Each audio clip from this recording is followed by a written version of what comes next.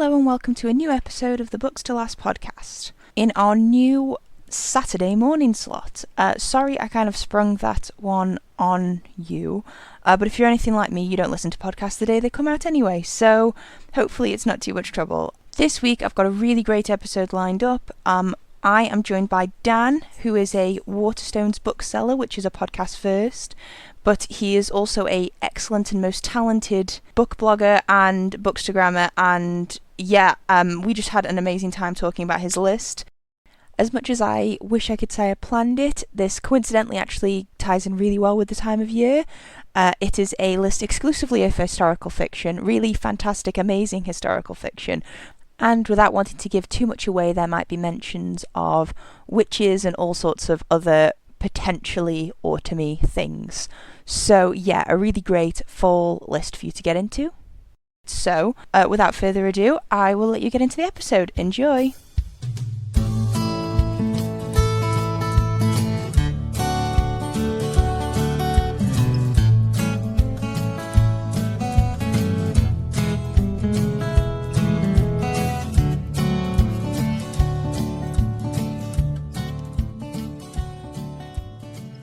Hello, Dan. Welcome to Books Last Podcast. How are you doing today? Well, thank you for having me, and I'm very well. How about yourself? I am good, yeah. Taking a chill day today, trying to get ready for the week. Oh, that's better. That's better than a chill pill. Have a whole chill day. That's better. Yeah. Yeah. The weather's not been great here lately, so no outdoor adventures for us. No. It looks like it's. I dare say a chill is in the air. I mean, people might fight me on that, but it's just like I'm an autumn child, so bring it on. Oh, I love autumn. Autumn's my absolute favorite season. I need to start going out to coffee shops and getting all their specialty Three autumn words: beverages. pumpkin spice latte. Yes, I'm basic and I know it, but I love it. I So tried it for the first time last year. I'd never had one before. What? And my friend who was obsessed with them said, "This is what you're going to do for me this year. You are going to go and try pumpkin spice latte." So I did. And I was like, you know what? I actually like them. I enjoy them. Oh, I can't. You're so lucky. I wish I had that experience. It's like when you've read a book for the first time, you want to read it again. You've had that fresh pumpkin spice latte experience. Well, my go-to drink, because I'm a creature of habit ultimately, and my go-to drink with Starbucks is a white chocolate mocha because I just love it. So whenever I go there, I'm always kind of tempted to try something else, but I never quite get brave enough, and I always order that. So I was given the instruction, and I did try it, and I really enjoyed it. I wasn't expecting to because usually the heavily spiced drinks aren't to my liking. But I think it depends where you go. I mean, I don't know what Starbucks puts in it, but I'm not going to complain. But I've tried a few different ones, and it's just, I don't know, it just fuels me for the whole of the autumnal season. When they take it away, I cry. Yeah, I'm like that around Christmas time when Costa take away all of their specialty hot chocolates because Rude. their orange hot chocolate is just amazing. See, their orange one's good, but I think it's like a Black Forest one. I had one a few years ago. It just tasted like hot chocolate. I don't know whether the syrup was out or whatever, but I was just like, no, that's not for me. There was an independent little coffee cart not far from where I live a few years ago, and they did a Black Forest hot chocolate that was just amazing, and it just tasted like Black Forest Gatto in hot chocolate form. And I've never seen it since, and it makes me very sad. But it was the best one I've ever had, and I've been able to find one to See, top that it. just makes it sound like you probably imagined it. So people are going to be like, yeah, I've never seen this cart around, but it was there. It's like, well, no one else has ever recorded it, so... My friend and I went to this cart multiple times during this Christmas season. It was there. Yeah, but was your friend imaginary? Is this friend actually real as well? Or is it just like, well, we've never seen this friend either, so... Well, I mean, now that you mention it, maybe. Who knows? Well, I mean, it's a bad area we're getting into, but, it's one of those things. But I think an independent place can sometimes just kind of top or trump Starbucks, because 2 years ago I was working the Cheltenham Literature Festival, name drop there for book lovers, you'll know what that is. And every day, me and my colleagues went to this really small, really quaint, cottagey kind of coffee shop. They fueled my whole 2 weeks there. Because it was just pumpkin spice latte, and it was just like, keep the receipts because I'm obviously not paying for them. But if you can find an independent one who does it better than Starbucks, yes, you are right to track them down. Yes, I've tried a few different white chocolate mochas in different shops, but I've not. I think they're still my favorite. Although I do make one at home, which is pretty good. So that's a good substitute. But yeah, this has been Coffee Corner. Nice tangent for the, Of course, the that is how you start. start a book. That is how you start when you're going to talk about books. You talk about what you're going to be drinking with it. Exactly. You've got to have a really good coffee on tap for thank you. That's the one thing I've missed over the last week. I really like reading in a coffee shop because it's just I feel socially pressured to actually read instead of messing about on my phone because I want to be Because you want to be perceived as like this person who's like, oh well, I took a good novel to the Barnes and Noble and I was there for hours. Although I did actually last time before lockdown, I went into a Starbucks. I actually left with the waiter's number. So that was I got a good coffee and I also got a wait. Nothing ever happened from one of those stories, but yeah, that's a bit cliche. It sounds like I was in a movie, but yeah, it was It good. could happen, but something could happen. You never know. It could be the meet cute that, you tell for years to come. Well, So it's this was always like worth giving a 3 years ago, try. so believe me, it didn't happen. But there we go. But it's worth taking the chance just in case it does turn Get into one of yourself out those. there. Yeah. Okay, so speaking of what are you reading at the moment since we are a book podcast? Anything good? So I actually just started reading a copy of a book called Black Drop by Leonora Nattrass, and it comes out by Viper Books in October. And it really is, it's very kind of gritty, and it opens with three men being hung on the gallows. And it's a bit of a spy thriller set in the 1700s, late 1700s, if my memory serves correctly. And I love, as you'll find out from the books I'm going to talk about, I love a good bit of historical fiction. And a author friend of mine, AJ West, who wrote The Spirit Engineer, he said to me the other day, he said, you should read it because it's really good. And he knows what he's doing with books because he's an awesome author. So I thought, give it a go. And yeah, I'm really enjoying it. I've heard of The Spirit Engineer. It's got a very nice Goldsboro edition that has been. Oh, honestly, I read it about 2 months ago and I was quite lucky to be privy to an early reading copy of it. And whoever's thinking about pre-ordering it, or as you said, looking at the Goldsboro edition, it's a flawless novel. And bless him, a lot of people have been saying, because the main protagonist is quite an antagonist as well. I mean, William, because what AJ has done is he's taken this man from real history and fictionalized a bit of his life, and you really love to hate him. He's completely insane and he's completely deluded, but that's all the better for reading someone who's slightly unhinged rather than your usual protagonist who has their stuff together, because he really doesn't. But yes, if anyone's thinking of pre-ordering it, for goodness sake, do, because it's amazing. Yeah, well, I mean, I know a lot of our listeners enjoy a good morally grey character. No one wants someone who's boring, so I'm sure that I'll appeal to a lot of them. Well, I mean, I'm really glad that you're enjoying lots of great recommendations already. But we get to talk about a few more soon. Yes. For any listeners who don't know, the Bookslash podcast is the podcast that challenges book lovers to pick the only 5 books they can take with them when cast away forever to a mystery remote location. So the 5 books they couldn't possibly live without and could read over and over, or in some cases just the longest books because they want to be able to fill as much time as possible. As part of this, our guest also gets to pick their mystery remote location because we don't condemn everyone to the fate of a deserted island here. So Dan, what would be your mystery remote location?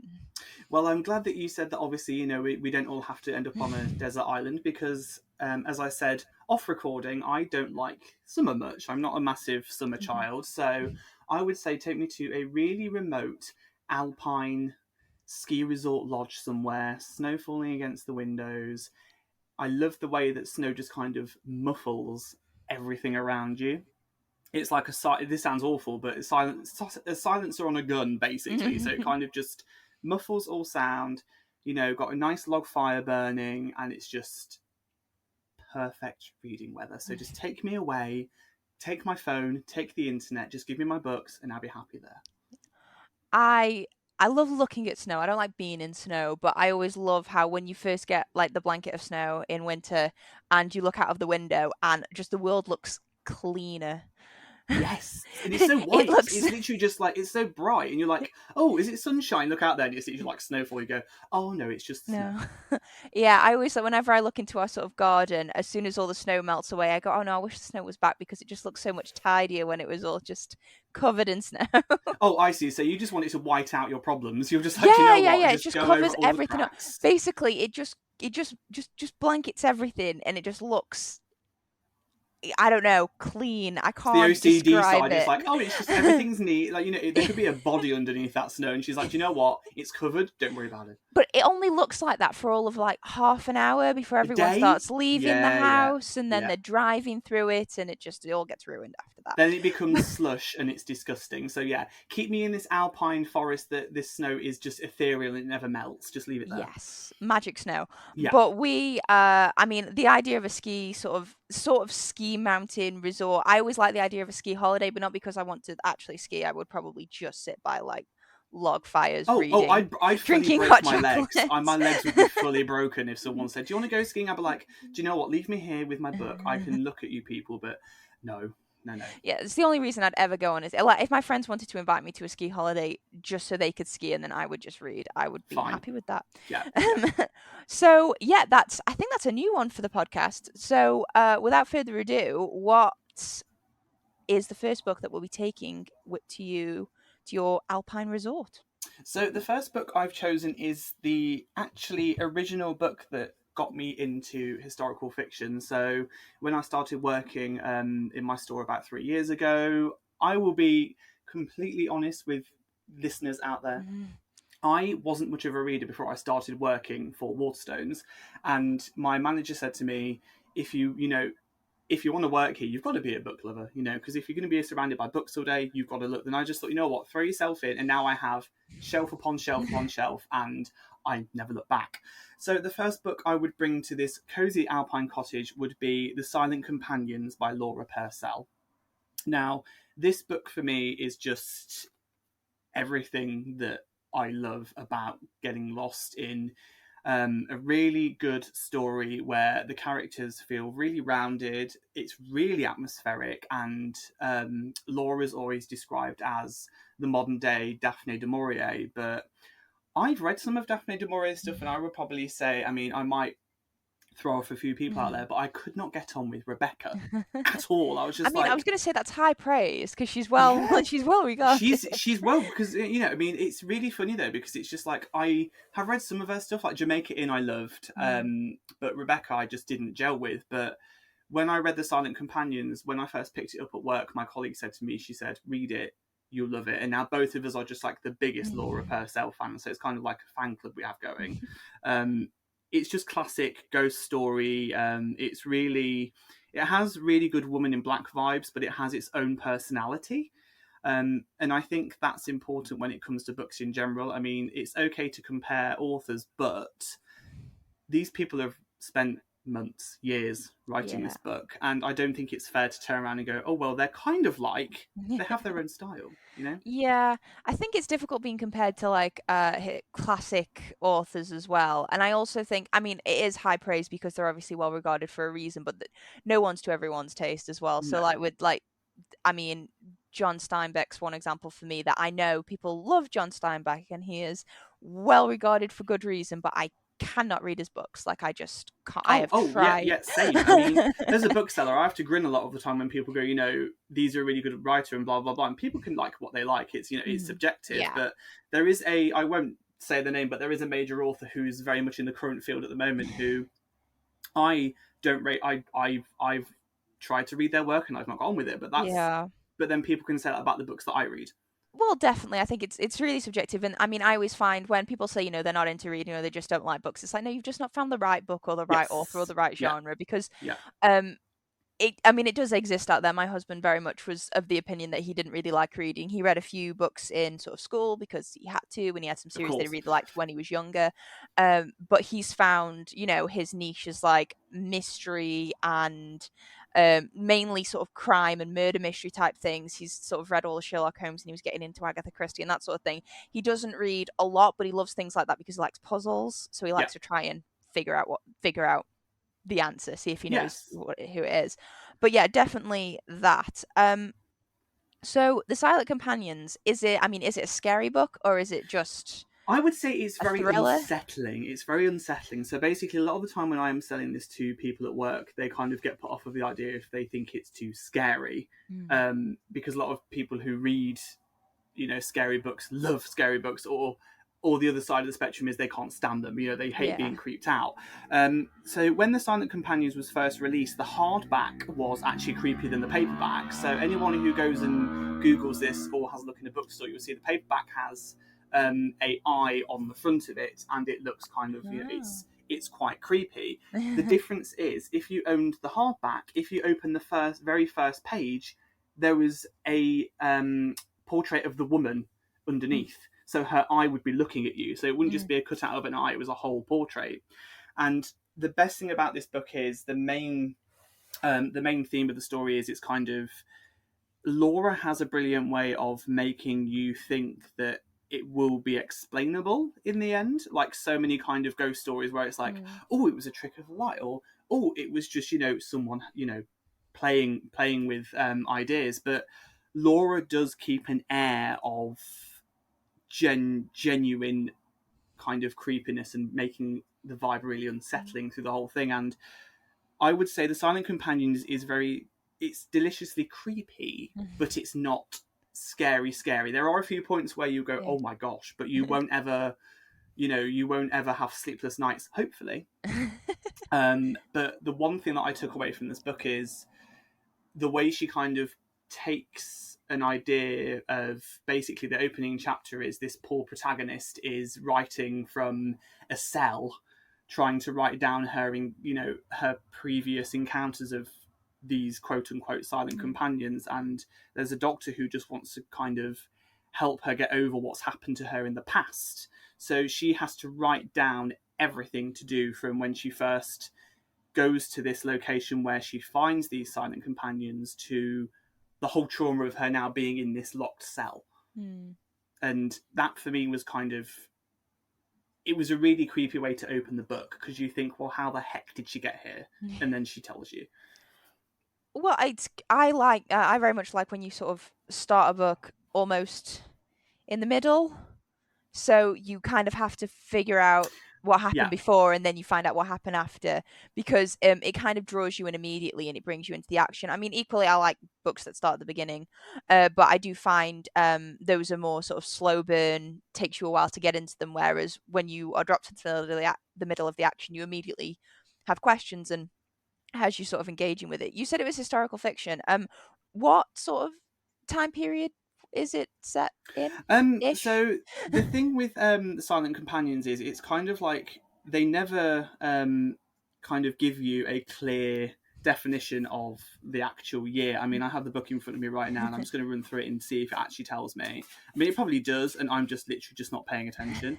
Well, it could be that it's just not as important, because sometimes with historical fiction, it's definitely the atmosphere you need more so than the actual dates. So I would say, like, the opening chapter gives me a good clue because it says 1865. So there we go.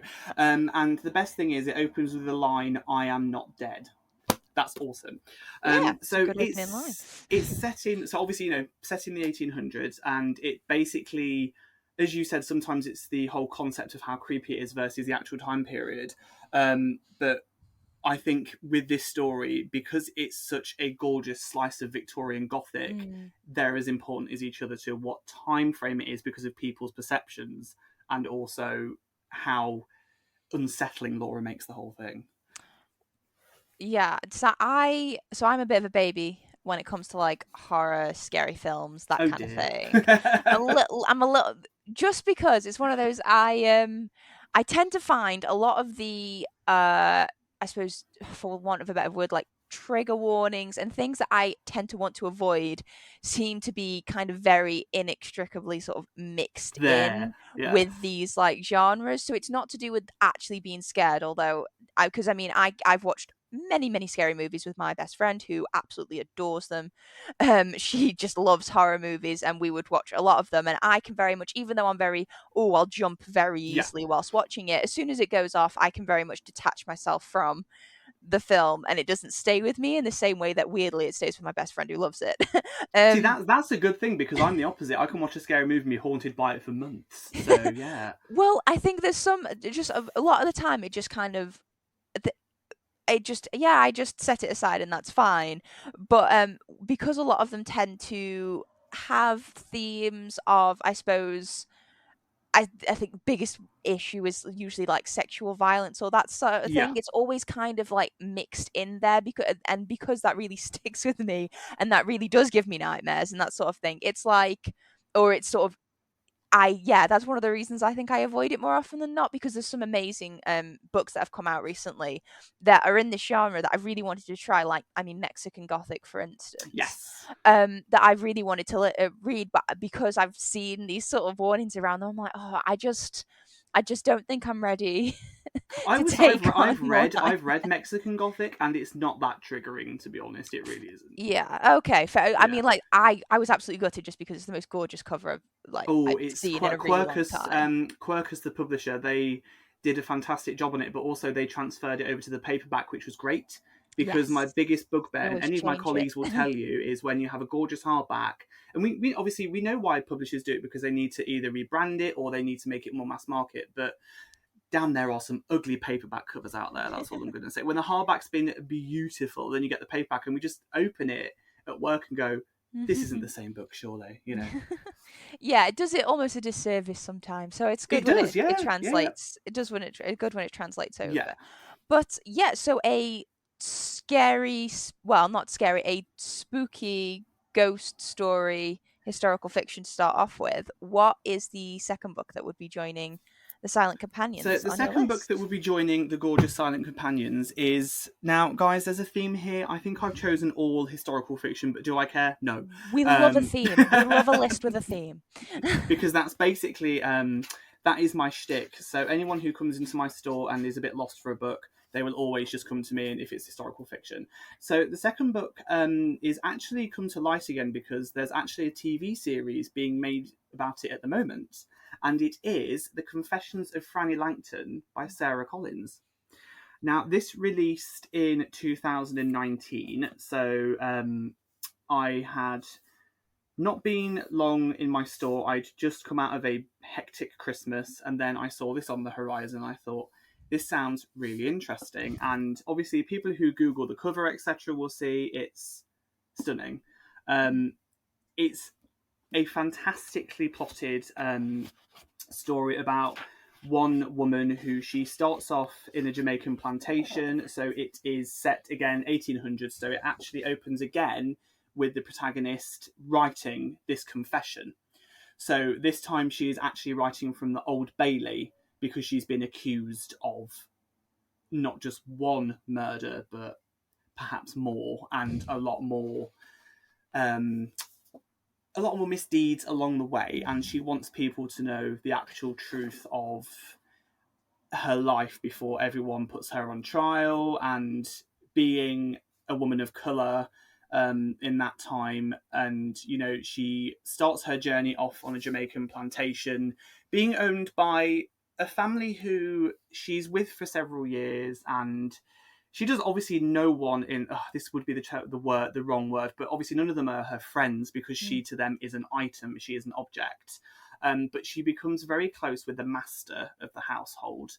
Nothing in a kind of seedy way or sexual way. It's just he sees something in her that he doesn't see in anyone else. He knows she has more intelligence than people give her credit for, being a slave. I mean, yes, it's very kind of contrite, because he is her owner, but he kind of gives her information that not a lot of people are privy to.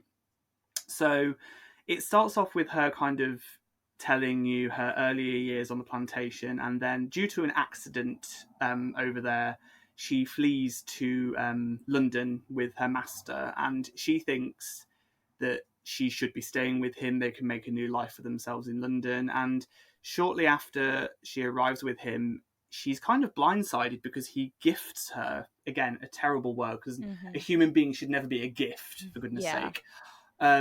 Transfers. Transfers ownership That's the exact word, transfers. So he transfers ownership of her to someone else, and he just leaves. He just goes, right, you're now his property, not mine.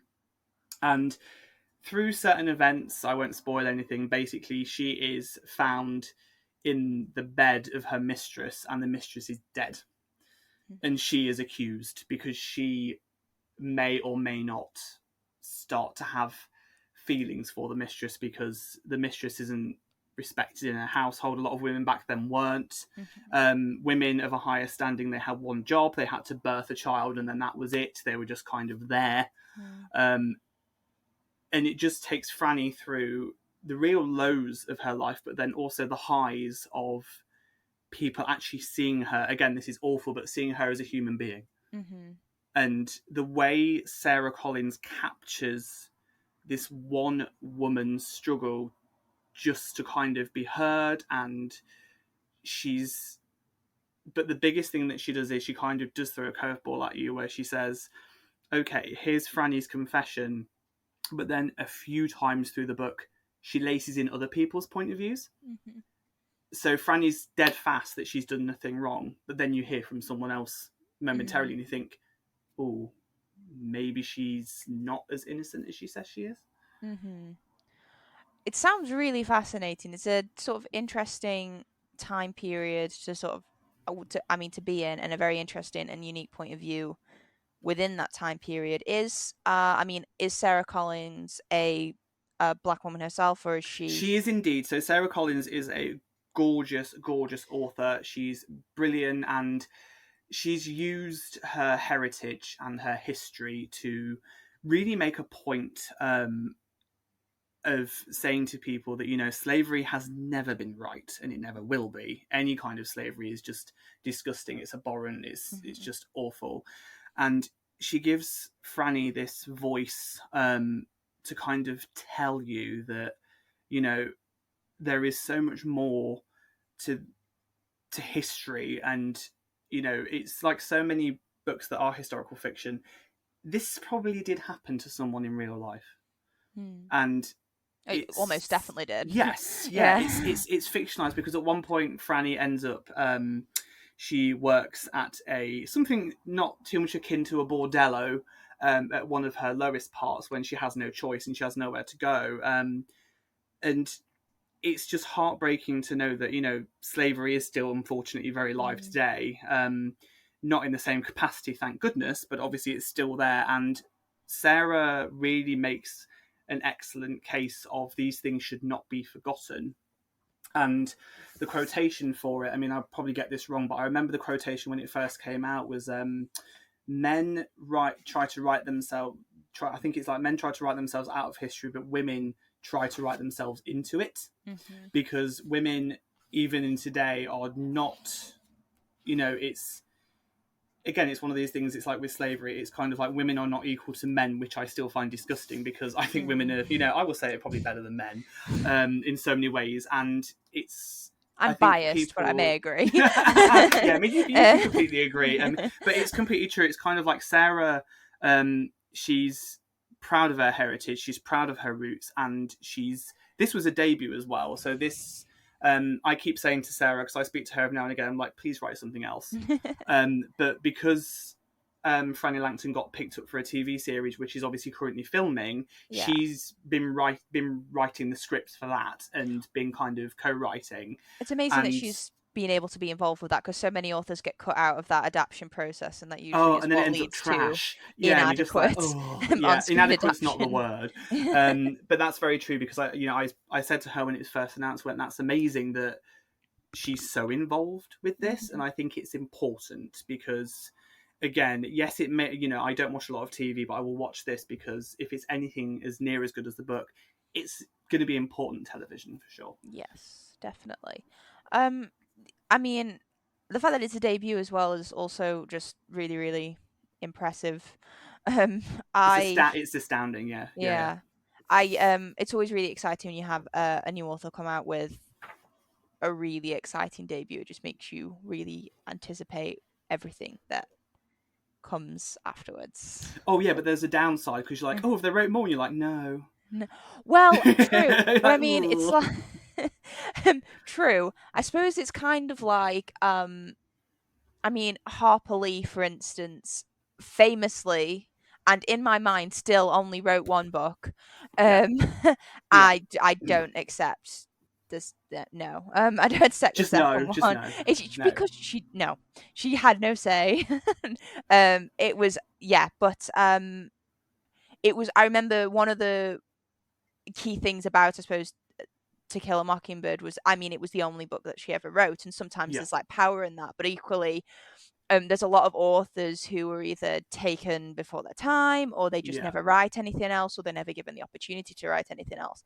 And it's almost kind of really, it's always really disappointing because you you always want to know what stories would have come from the same mind. So hopefully she does write something else. I think Once the she TV will. show is on its way and got legs of its own. It's got legs, but the thing is Yeah. though as well, I've gone through this with several people. It's kind of like sometimes authors on their second time around, I've spoken to so many authors who are scared of their follow-up book because if one comes out that is so revered and so loved, they're scared of it falling short. Yeah. And unfortunately, it can happen. I've read a few where, and I've had this discussion with many people where you think, oh, but they wrote this. And then you read their follow-up and you go, oh no.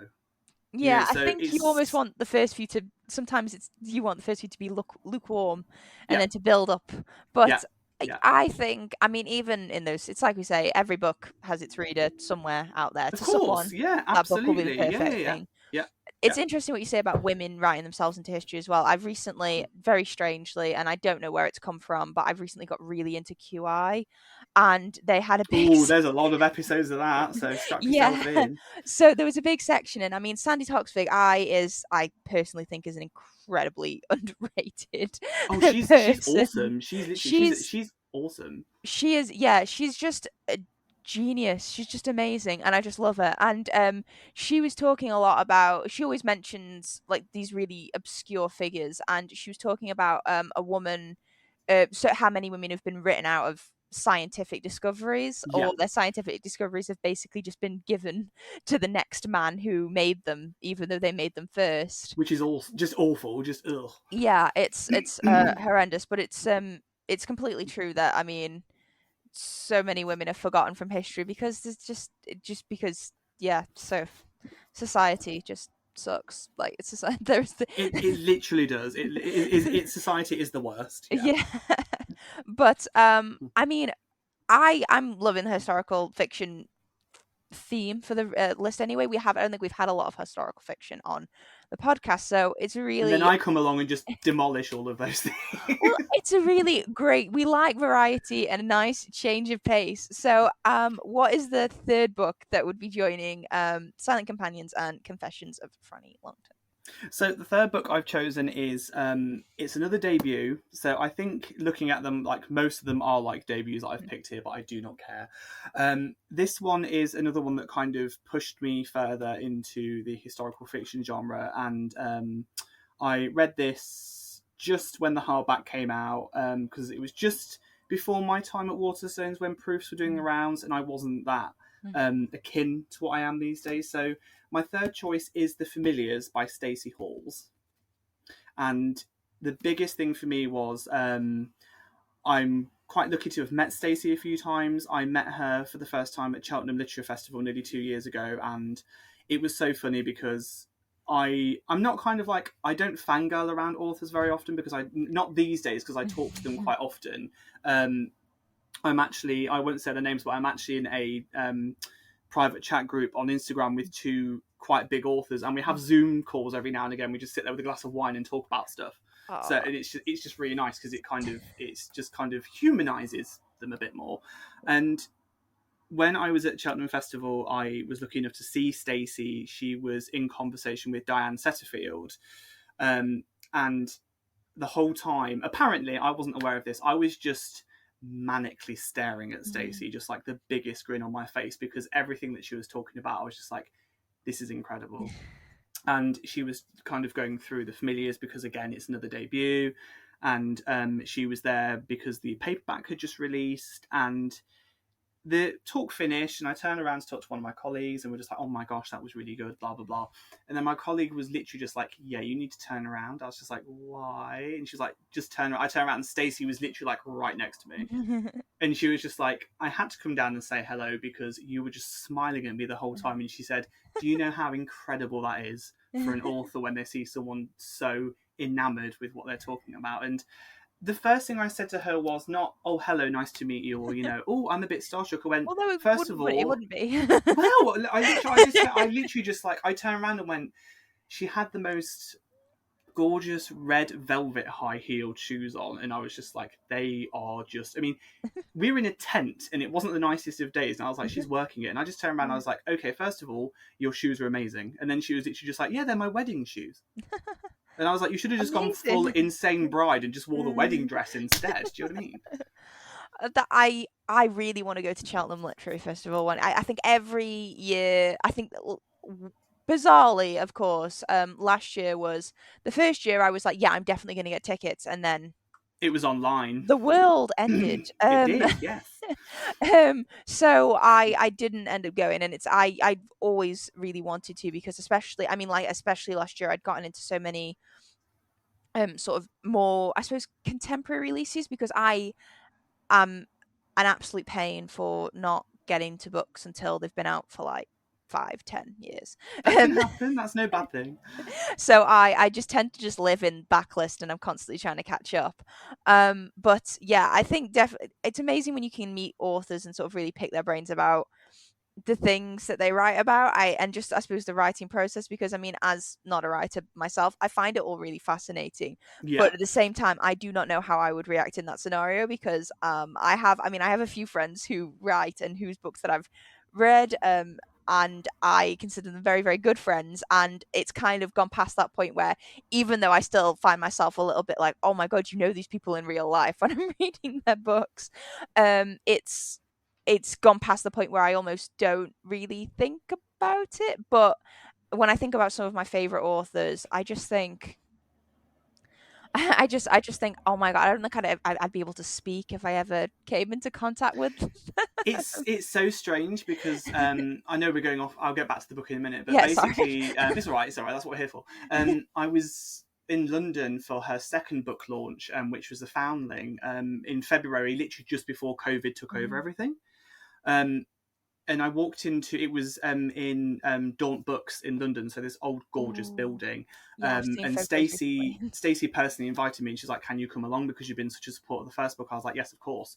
And I went, and I was in the same room with the likes of Stacey was there, Jessie Burton was there, Laura Purcell was there, there was more who I'm your sorry imaginary guys, I can't dinner remember. Party just come to Literally, life. but the biggest thing is though, I couldn't say hello to Laura Purcell because she's like myself, she's really introverted, so I didn't want to kind of throw myself at her and she'd be like, oh my gosh, who the hell is this person? But I literally strolled up to Jessie Burton so casually. I might have had a few publishing wines by this point. So basically, people who go to publishing parties know this wine's usually it's usually room temperature, which is it's fine, and it's usually in plastic glasses because if you drop it, it's fine. And I literally just swagged up to her and I was like, oh hi, and before I could literally say who I was, she literally said to me, she was like, are you Dan the Man? And I was like, how do you know who I am? Because obviously Stacey had already told, like, I think she warned everyone. I think she was literally like, yeah, look out for that maniac over there. And Jessie Burton was so cool. And we just stood there for because I took a friend with me who's also a bookseller, and we stood there for 15 minutes just talking about the publishing industry and Jessie's books. And Jessie Burton is without a doubt one of the cool kids at school. But she's nice about it. So she's not horrible cool. She's cool. And I think she's awesome. But anyway, back to the book. So this book, again, it's slightly earlier than the other two. So it's actually set in Lancashire in 1612. So it's around the... couple centuries earlier. Yeah, a couple of centuries earlier. But basically what Stacey has done is she's used a real woman. So the main protagonist of the story has the poshest name. Her name's Fleetwood Shuttleworth. Yeah. That's a posh name. That's a posh name. And basically she lives with her husband Richard at Gawthorpe Hall. And again, Gawthorpe Hall is a real place. You can actually go and visit it. And the main story is she's been pregnant 3 times already, and unfortunately she's never been able to carry a child to term. So she always goes through some sort of, she loses a child. And she's pregnant for a 4th time, and she finds a letter addressed to the husband, because obviously the woman who was actually pregnant wasn't supposed to know this information, because, she's a woman, from her physician, saying if she tries to bring this 4th child to term, she will perish along with the child. Her body can't take a fourth go. So the main reason for this upset is the reason that Fleetwood is married to Richard is, again, as I said earlier about another book, she's a woman of high standing. Her only purpose in life is to be a vessel for heirs. Basically, she's got Richard loves her. Richard is a really doting husband. He's really he wants this heir, but equally he wants his wife to survive. Yeah, I mean, ultimately, in historical fiction, love, a lot of the time, love has its limits. Yeah, a lot of the time they say, I didn't marry for love, I didn't have this family. I mean, anyone who's ever watched Bridgerton, shout out to everyone who's watched that. A lot of them are just like, you don't marry for love, you marry because you need connections, and you marry because you need to further your bloodline, so to speak.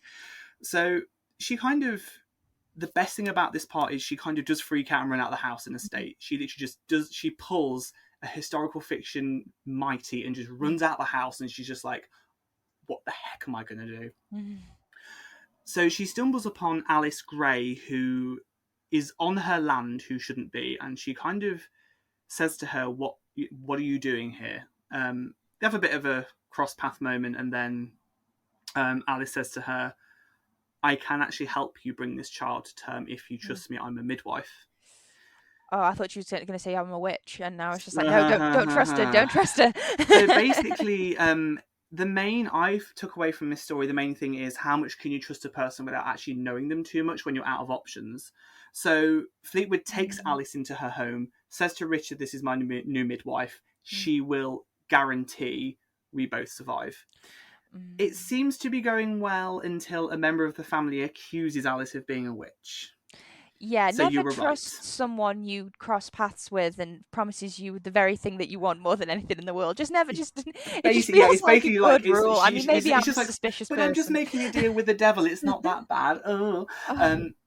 But what Fleetwood actually does is she doesn't kind of give in and go, oh, well, okay, well, she's clearly a witch. She fights for Alice beyond just saying, well, she's a midwife. She begins to trust Alice, because what Alice does is she does make Fleetwood have hope again, and she thinks, well, everything that because the issue is if you're an apothecary or a woman of healing, witch. you're basically, yes, you were, so if you could heal in the eyes of like men, you could also harm, so you were seen as a witch. I mean, it didn't even need to be like that higher threshold back then, did it? It's like, oh, you can read and think for yourself. Probably you can do math. You're a witch. Yeah, probably a witch. You can ask a question. You're a witch. And I think the most beautiful thing about this story is the fact that Fleetwood never kind of gives up on Alice. So there's a few points where she might doubt herself, and she might be kind of like, oh, have I done the right thing? But she doesn't show this to anyone else. So whereas her husband, her family, friends, those closest to her are all doubting Alice and saying, she's a witch, she's gonna bring you down. Literally, Fleetwood is just like, no, I refuse this. She's only trying. She doesn't see why Alice would have an ulterior motive. Yeah, I mean, I suppose if that, to be fair, that's probably an argument that I've used more often than not. I think I'm a slightly gullible and naive person, maybe at my core. I like to believe everyone's probably got best interests at heart most of the time, but more often than not, my default argument is just like, yeah, but what do they gain from? Because I feel like there needs to be motive, there needs to be a reason, because like, who's got the time to go around ruining people's lives for absolutely no gain? No reason. Yeah. Yeah, that is the thing. So it's kind of, but the biggest issue is it's kind of, she centered it around the Pendle witch trials because at that time they were fast approaching that area, and the king was just witch mad. He was just like, just find me witches. I don't care where you get them from. Yeah, which was rather unhinged. Just a bit. I mean, which is so surprising because the British monarchy's got such a stellar track record for Haven't they just? Yeah, aren't they just so relatable? Like hashtag Yeah. relatable content. Just honestly, Yeah, they've yeah. definitely never done anything that's completely unreasonable ever. No, don't be Ever. silly. Oh, no, Um, of course not. well, I mean, that sounds really. I mean, another really interesting one. I mean, obviously, like you say, a little bit older, but also centering on some really important topics as well. Because I mean, I think, like you say, it's so much. Women are generally, by so many different groups, considered just vessels for carrying on the next generation, Yes. and Yeah. it's something that isn't discussed, but equally I think the difficulties around, you know, bearing and rearing Yeah. children are also not discussed very often, and it sounds like there's probably a good thread of, I suppose, female camaraderie. I like that the idea that she doesn't immediately throw Alice to the wolves, which would be easy for her, considering Oh her yes, yeah. particular She rank. could literally just like, do you know what? Then just take her, just get her away. But she's so steadfast in the fact that Alice is just a friend trying to help, and Yes. Fleetwood doesn't have that many people around her that she can really call her friends. So when this woman just looks at her and goes, she doesn't want anything from her. She just Mm. wants her Yeah, to survive. I say I'm gullible, but also that makes me suspicious as well. So you're equal parts, Yeah, equal parts. I'm both a It's black suspicious and white there. person and a naive person. Yeah. If those two things can exist hand in hand. Well, I'm not going to ask you what happens because I feel like I need to read it now because I want to know what You happens. do. Yeah. Um, Yeah. so we don't run the risk of any spoilers. What is the fourth book that is joining your saga of historical fiction, So the starring next amazing one, women from the I was going sounds to of say, it? all of these I've realised as well, all literally, apart from one of them, like all the protagonists are women, and it's just like, I have no apologies because women rule, so that's the way it should be. So this next one, I had heard of this author before, but I hadn't read anything by her because she's a very well known children's author, and this is her first foray into an adult novel. And since then, I've spoken to this author quite a lot, and she's amazing just on all fronts. Like as an author, she's brilliant. As a human being, she's awesome. And I just think she's one of these kind of people who you just gravitate towards because she's just such a good natured person. So my fourth choice is The Mercies by Kiran Millwood Hargrave. So this actually came into my life again shortly after I started working at Waterstones, and the publishers actually sent me a signed proof. And I was just like, this is a thing. I didn't know. So for anyone who doesn't know, Kiran actually wrote The Girl of Ink and Stars, which literally just won so many Yes, awards. and it's the most gorgeous, prettiest ever kid Is book ever. It's so There you nice. go. You say that, and people know who she is. But then she's gone on to write, a few more, and she then decided to branch out into adult novels, and it really is something that for me stood out because, like so much historical fiction, she's taken a real event and she's fictionalized the lives around it, and it draws you back to wanting to learn more about what actually happened during the actual event itself. So the novel centers around it's set on the really small Norwegian island of Vardo, so it's a vast removal from where my other books are. So all the other books are very kind of English, Victoriana. This one takes you further back, so it's actually 1617. So again, it's slightly earlier than the Familiars. Um, and she's taken this real storm, which to this day they say struck this boat and killed a heck of a lot of people. But the storm was unnatural for the time of year. So it was kind of like, yes, storms happen around there quite often, but this one was so cataclysmic, it almost varies on, dare I say, witchcraft. Yeah, Because it was supernatural. so supernatural. And so what Kiran does is she opens the story on this terrible storm where all the men who are the fishers, the men are obviously, they're the breadwinners, all this kind of stuff. They get taken down on this boat. And basically, these women are left on this tiny island called Vardo, which is a beautiful name, to kind of fend for themselves with their children. So it starts off with very good intentions of these women going, well, we have to do what we can to survive. We have to keep each other going.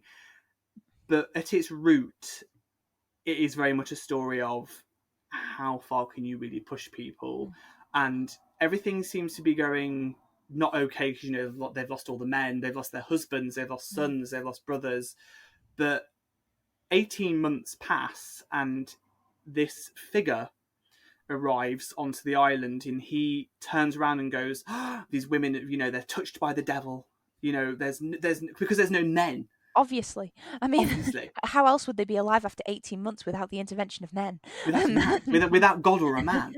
And so he's sent there as kind of like an envoy to kind of speak back to the mainland and, you know, tell them what's going on. And he not finds save them or help them. Oh no, literally, it's well, save them with, of course, quote unquote salvation, because, you know, that will solve everything. And it's just absolutely brilliant because this community is completely ruled by, you know, these untouchable matriarchs who have made things work. It's been hard, it's gritty, they can't even bury the bodies because the ground's frozen, it's the wrong time of year. So you've got to bury the men who they've been able to rescue, I mean they're dead, but who they've been able to retrieve from this awful wreckage. They're having to store them for the winter before they can actually bury them. Yeah. I mean, how heartbreaking would that be? Yeah, absolutely traumatic. And the biggest thing for me is the fact that there's a really beautiful relationship between these women. Even when things start to break down, they realize that they might be doing this to themselves. They realize that, yes, this influence has come from the outside world to say, you know, oh, God's not touched this place for such a long time, you need saving. But they also realize that they can save each other if they just help each other a bit more, rather than, yes, strain happens because obviously resources start to run low and tempers fray, but they've got to remember that, yeah, the men might be gone, but they need to stay strong for each other. But this outsider, he thinks he's doing help, and really he's just harming the community. Of course he does. Men, they're always helping, aren't they? Yes. If helping you mean hindering and making things 1,000 times worse, yes. Sorry, we don't dislike men on the podcast. We don't, but I am one, so I'm allowed to say this. Men, you need to up your game. Literally, simple as that. Yeah, but I mean, I'm getting sort of not. When I sort of think of an island of women who all sort of make things work just in the way that women have a power to, I'm just sort of imagining like Themyscira, but in like a cold wilderness as opposed to like an island paradise like Wonder Woman's island. Oh yeah, I mean, well, she lived on a gorgeous island. She was just like, oh, we're all scantily clad, but we're, you know, got great bodies and the sun shining all the time. This is kind of, she takes the kind of concept of women, you know, they do rise above it, because at the end of the day, who needs a man? No one. I mean, you know, true. Have to. Again, not a man-hating channel, but there we go. But the fact that they kind of, yes, this guy comes in and he says, you know, you need to change your ways, etc., etc. And they all some of them are very easily swayed. Some of them are very God-fearing. They're very kind of like, oh, well, this man's here to help. But then some of them are kind of like, we don't need him. You know, but again, that word witch starts to get thrown around, and it's not just the man that starts accusing them. It's they do. When they come to a certain breaking point, they do start to turn on each other, and it's quite heartbreaking, because there's one scene in it where I won't say anything about it, but it's just kind of, you think they're all getting along, then something happens, and you just think, how is this going to end?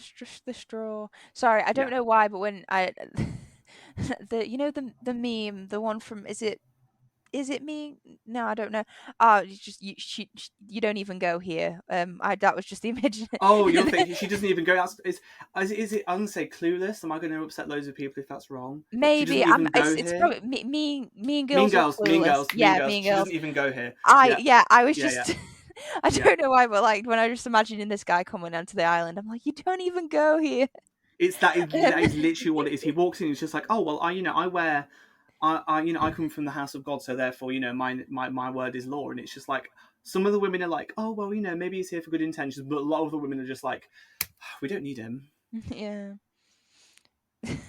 That's a whole vibe. That's a whole vibe. We don't need him. And it's like, he doesn't go here. And it's just kind of, but the fact that Kiran, the way she writes, I've read quite a few of Kiran's books, and she actually has a new one out in, I think, next week that she collaborated with her wonderful husband with. So it's her story and his artwork, and it just sounds amazing. Oh, wow. I think it's called Juliet and the Shark, I want to say. I hope I got that right for her sake. Mm-hmm. But she just writes wonderfully, and I have all the time in the world for her because she's very open and she's very human on social media. She doesn't kind of shy away from harsh topics. She will call people out if they need to be, but at the same time, she doesn't command respect, because I think command respect makes it sound like a dictatorship, but worthy of. She's worthy of respect. I mean, Yeah. Kiran Millwood Hargrave, she's a brilliant author, and she knows how to draw you in with a story. And this book has just released about a month ago, I think, in paperback, and the first run of paperbacks we had in for Waterstones had gorgeous orange sprayed edges, and they had like flowers going down the side, and they just sold out so quick. Yeah, I'm and, not.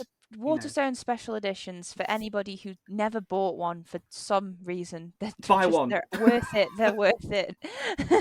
They are so. Yeah, I have to avoid that section of the website a lot of the time because signed in a special edition, you're like, oh my god, not yeah, my absolute downfall is I will pre-order it, but if it comes below the threshold for free postage, I'll be like, well, I need to go and get another book on my wish list to top it up.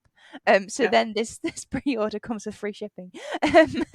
It's absolutely, because I read a book recently. I'm actually reviewing it today, and it comes out on Thursday. And the Waterstones edition has got like stenciled sprayed edges, I don't think anyone else is doing it. So it's called The Winter Garden by Alexandra Bell. So it's the same Alex Bell who did Frozen Charlotte.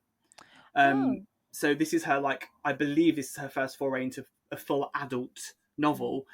I read it in 24 hours. It's beautiful. It's Victorian. It's great. But if you look on the Waterstones website, there's purple sprayed edges that are stenciled all the way down the edge. And it's just that's gorgeous. Yeah, the Waterstones edition of The Devil in the Dark Water by Stuart Turton with the waves on the edges. Yeah, so I have a copy that matches my Goldsboro copy of Evelyn, The Seven Deaths of Evelyn Hardcastle, but I'm finding it really hard to I've kind of got into this headspace where I'm like, I don't need duplicates of books because I don't have enough space. Yeah. But I really am finding it hard to part ways with either of these two copies because the waves on the side of it are just amazing.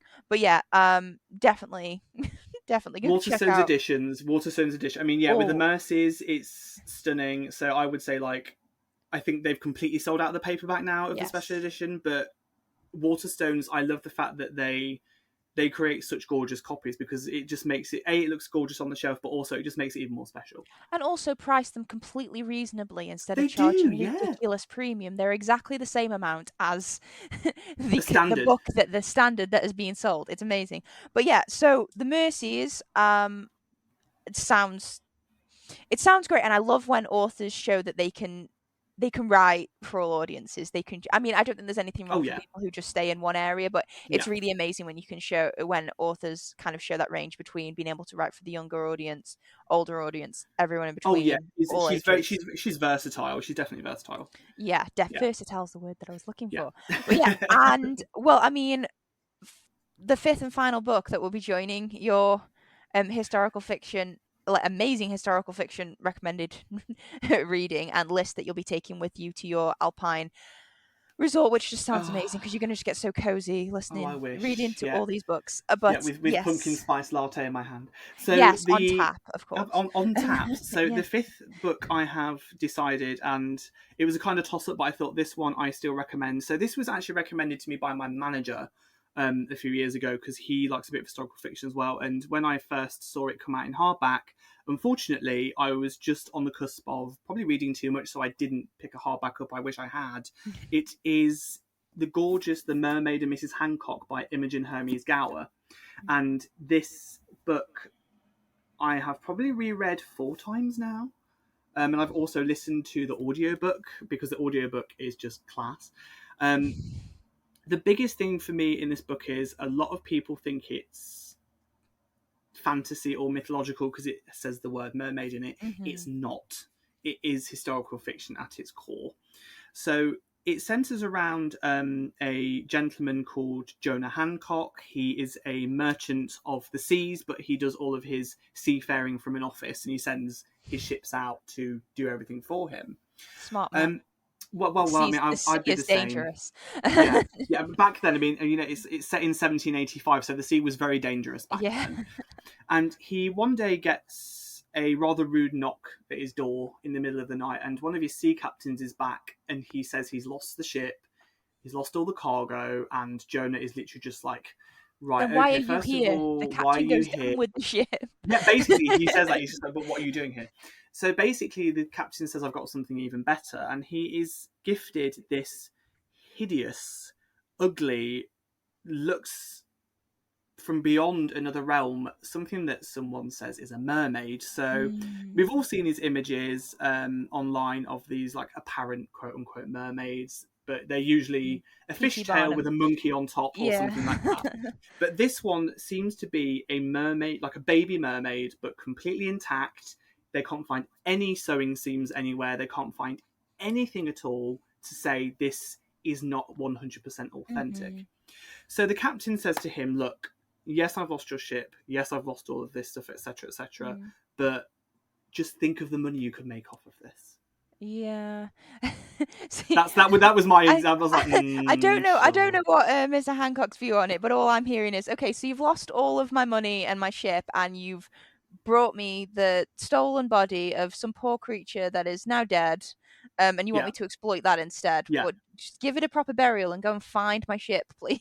Yeah, but it's the 1700s. They love that kind of stuff. That's the issue. It's kind of like, if you look at like P.T. Barnum, he was a monster, but he loved to exploit things like that because people... I mean, The Greatest Showman, I'm sorry, people, that's not a highly rated movie because they glamorized P.T. Barnum when he was a complete I mean, a-hole. that's what happens when you cast Hugh Jackman. I mean, the soundtrack is amazing. Oh, don't get me wrong, I love the soundtrack, but it's not all historically accurate.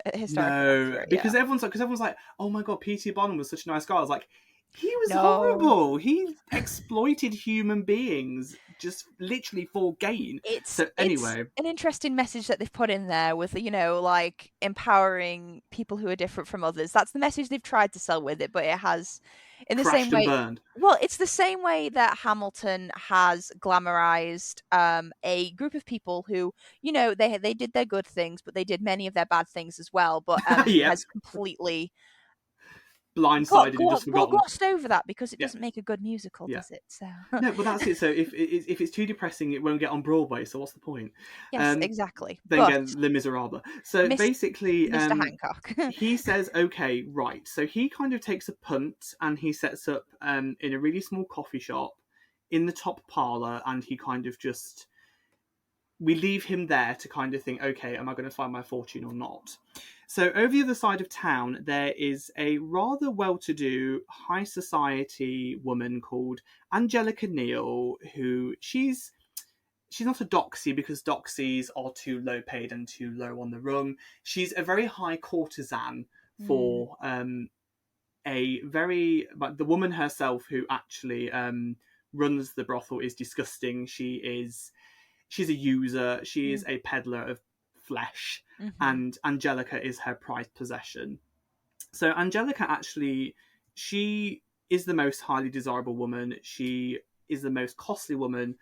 And then she hears of this marvel that Mr. Hancock is getting around, and she thinks, oh, I could find some money in him. But when she meets him, it's at the most ostentatious, gorgeous party, because basically the woman who owns Angelica tracks down this mermaid and Mr. Hancock hires it to her at a very high price, and she holds a party. He's got a ship to And when they're there, Angelica meets Mr. Hancock because she thinks obviously she can get money out of him. And through certain events, I mean, anyone who's read the book, that party is just the most depraved, lurid. There's one point where someone's going around with a tray full of... This is awful for anyone who doesn't know historical fiction, but basically condoms, or condams, as they were known back then, were soaked in milk to keep. So basically they were washed, they were reused, they were soaked in milk. So she's going around saying this is what kind of party it is. So before Jonah can get his bearings, he sees men rutting next to him, and he's like, I can't do this. So through a series of events... I mean, parties in historical fiction novels, they're either like completely tame or they're complete. There is no in between. Orgies. There was no in between. Yeah, there is no in between. There's no, it got a little bit wild. It just literally, it got wild to the point of just depravity. So basically, he, through some series of events, he loses this mermaid. I won't say how it happens. And she strikes a bargain with him by saying, I will marry you, because he becomes completely besotted with her. I will no. marry you if you find me another mermaid. And how's he going to do that? Well, yeah, he didn't find the first one. I really think he should No. just... So the main story is basically it's a destructive power of obsession and wanting something you can probably never have. So the biggest thing for me was, yes, it all sounds very kind of fantasy-ish and kind of like, oh, there's a mermaid involved. But the mermaid really is just like a very small scratch at the surface of how deep this novel goes, because Angelica is willing to lose her power of being a highly revered courtesan and going against what she should do. And Jonah is very willing to give her his fortune, because she's literally like, oh, courtesans know how to capture a man's heart, and that's what she wants to do with him. But she wants his lifelong money. She's willing to be a wife if he can furnish her to what she has become accustomed, and then further on. But will it happen? Yeah, that's intriguing. I mean, this setup, I suppose, for what the thing is, this quite quick to take place at the beginning of the novel, and then the rest is exploring. It's very kind of like, I would say the first third of the novel is kind of establishing the fact that this mermaid could make him money, her fascination with getting the money off of him, and he just becomes besotted with her because she is the most beautiful creature he's ever seen. Of course, her name's Angelica. Angelica Neal, Angelica, of course. But the fact that he lets all of his ideals and sense go out the window, and he just gets maniacal on sending all of his other ships out to say, I need another mermaid. That's the only reason she will marry me. And the conclusion of the story really is, it's polarizing, because a lot of people I spoke to, they either adore the ending because of how it leaves it, I won't spoil anything, or they're at war with the ending. So I'm not going to tell you how it ends, but I, for one, adored the ending, because it kept it. She literally, she hasn't written anything since. She's wrote a short story for a book that comes out in October called The Haunting Season, which is a collection of short stories by people like herself, Elizabeth McNeil, Natasha Pulley, Bridget Collins, Natasha Pulley, Laura Purcell. So yeah, it's called The Haunting Season, and it's just like all these ghost stories coming out in October, which is brilliant because it's perfect for that time. Yes. But she's excellent. She's such a brilliant writer. And again, I believe The Mermaid and Mrs. Hancock was her debut. And I just think I recommend it as often as I can, because I thought it was beautiful. Yeah, I think it's a really great book to top off the list, because, I mean, even if, I mean, Angelica isn't the main viewpoint of the novel, she's definitely yet another very strong female character to add to the repertoire of female characters. Absolutely. That we have so far. So I just a really great way of topping off the list. It's just, I mean, a lot of amazing, am I right in thinking it's all female authors? Yes, all female. Go me. a lot of amazing female authors to watch, and also a lot of amazing characters to read about. So yes, I mean, it's all historical fiction. Is your just for the benefit of any listeners who want to maybe make a quick note or add all of them to their Waterstones shopping cart, what would you mind recapping the 5 books that you've chosen? Yes, so you've got The Silent Companions by Laura Purcell. You've got The Confessions of Frannie Langton by Sarah Collins. You have The Familiars by Stacey Halls. You've got The Mercies by Kiran Millwood Hargrave. And The Mermaid and Mrs. Hancock by Imogen Hermes Gowar. Amazing. And was this a hard list for you to come to? Or... Oh yes, I mean, my shelves are like, I would say, like, I was toying for about, well, since we last, when we set this thing up about a week ago, I've been toying. I could literally talk about so many more for days, but it's a hard list, but I think I stand by it for sure.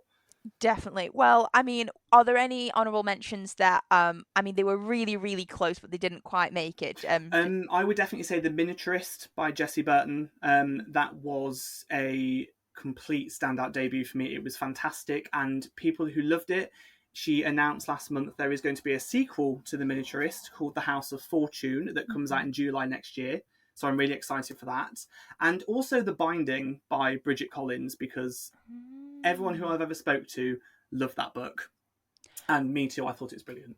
I have a very attractive copy of the Goldsborough edition of The Betrayals by Bridget Collins on my shelf that I've not yet read, but it's very pretty.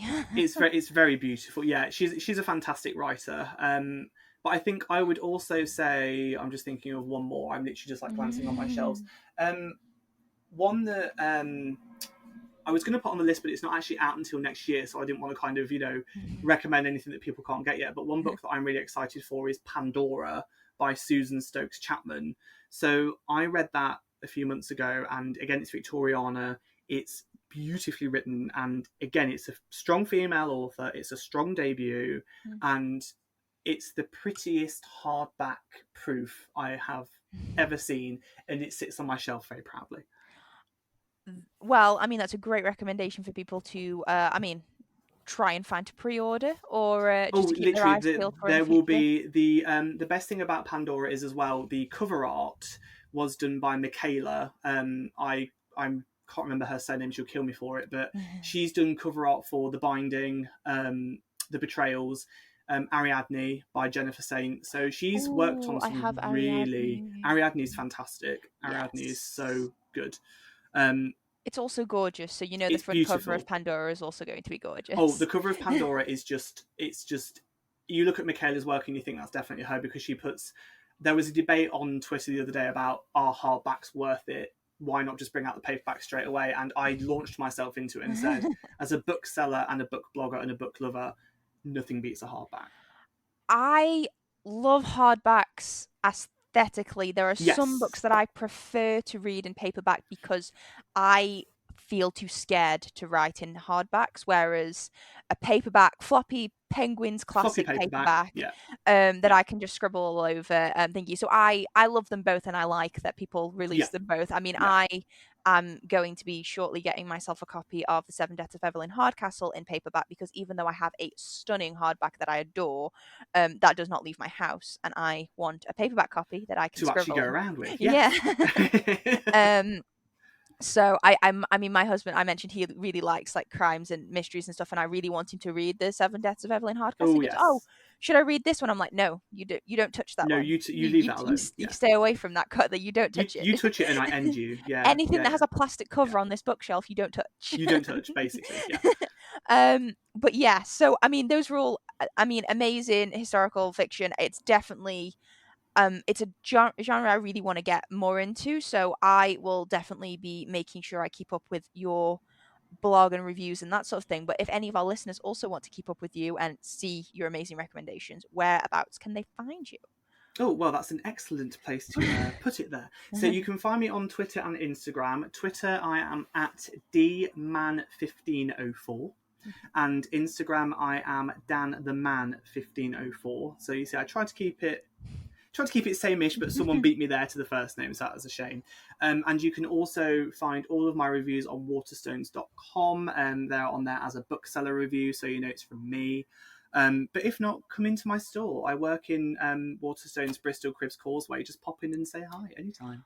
Oh, I need to go to Bristol soon, so I might have to pop in and Please say do. hello. Please do. I will definitely put links to both those and all that in the show notes for anybody who wants to go and check them out as well and have a nice easy link. So yeah, Dan, thank you so much for joining me on the podcast. It's been so much fun. Hey, thank you for having me. Well, it's a genre I don't get to talk about very often, so I'm so glad that I'm so excited that we've been able to have you here and you've been able to talk about it and talk about all these amazing books. So yeah, thank you so much for your time. No, thank you again. You're very welcome. Honestly, our pleasure. And listeners, thank you so much for listening. And until next time, bye for now.